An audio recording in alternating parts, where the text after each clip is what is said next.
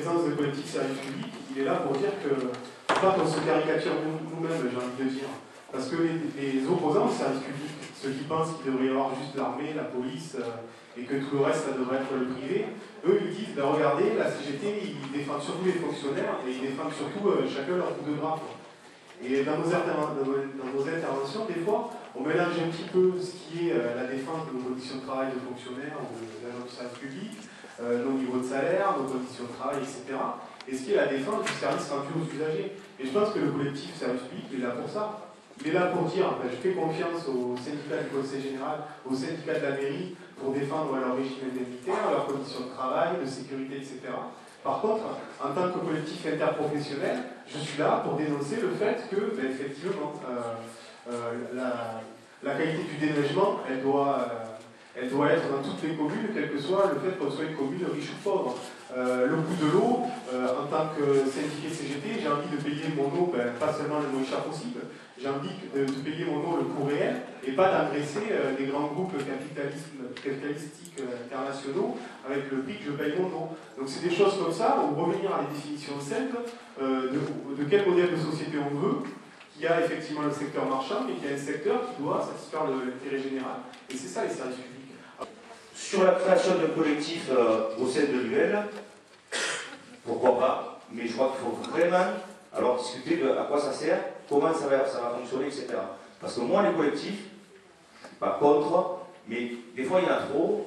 Si c'est pour que des copains qui sont à l'UL se tapent en plus un collectif pour réfléchir à un truc particulier, c'est pas du temps perdu, mais c'est du temps qui manque des fois pour autre chose, quoi, et qui finit par écouter tout le monde.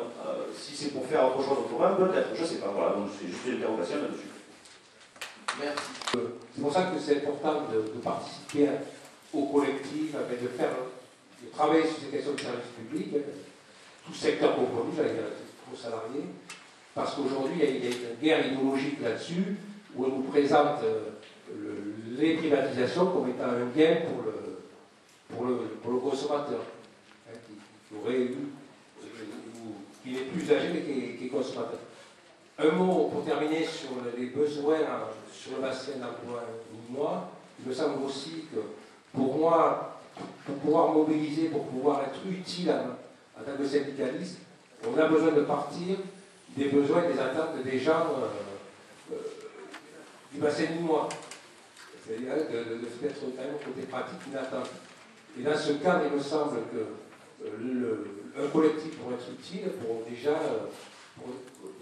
voir un petit peu quels sont les besoins en matière d'éducation, dans tous les aspects du service public.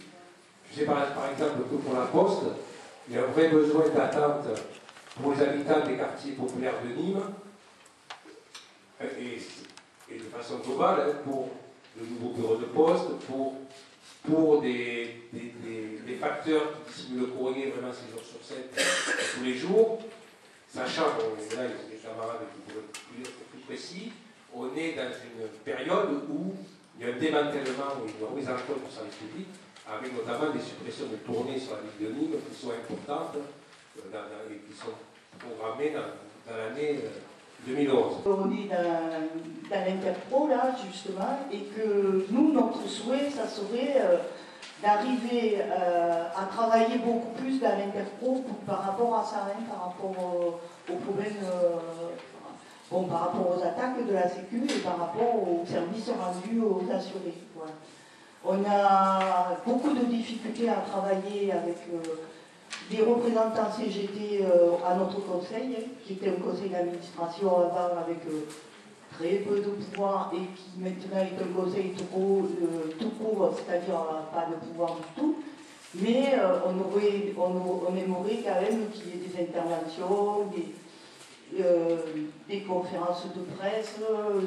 À une époque, on faisait ça sur les escaliers de la Sécu, c'était très bien, hein. Le directeur, il n'aimait pas ça. Voilà. Donc, il y a plein de choses à faire ensemble. Donc, nous, maintenant, on se tourne vers les unions locales, donc ici, vers l'union locale de Nîmes, en disant, ben, il y a beaucoup de choses à faire ensemble avec les syndicats des entreprises, avec les privés d'emploi aussi, bien sûr, il y a beaucoup de choses à faire sur la Sécu. Et voilà, donc on aimerait engager la réflexion là-dessus, hein, sur comment on peut travailler ensemble. Je crois qu'il faut qu'on s'organise, qu'on crée un collectif, qu'on essaye ensemble de voir comment réagir, comment s'aider. Sans revenir sur les retraites, je crois que le mouvement nous a bien démontré qu'on pouvait ensemble organiser et avoir un lien très fort et devenir très fort avec des actions. Et je crois que c'est bien en créant un collectif, en réfléchissant ensemble sur toutes les mesures et en démontrant notre force qu'en effet il y aura peut-être des avancées pour préserver ce qui est quand même au niveau de la France un système exceptionnel, puisque le service public a toujours démontré son efficacité. Je ne parlerai pas pour EDF, GDF, mais quand même quand il y a la neige, quand il y a la DDE récemment, la neige récemment pour la DDE, eh bien c'était la pagaille. Ben oui, bien sûr, ils ont complètement démantelé la DDE, et puis maintenant, le service public est totalement remis en cause. Voilà, donc je pense qu'en effet, c'est une très bonne idée de créer un collectif pour répondre à la problématique des citoyens et en même temps des fonctionnaires.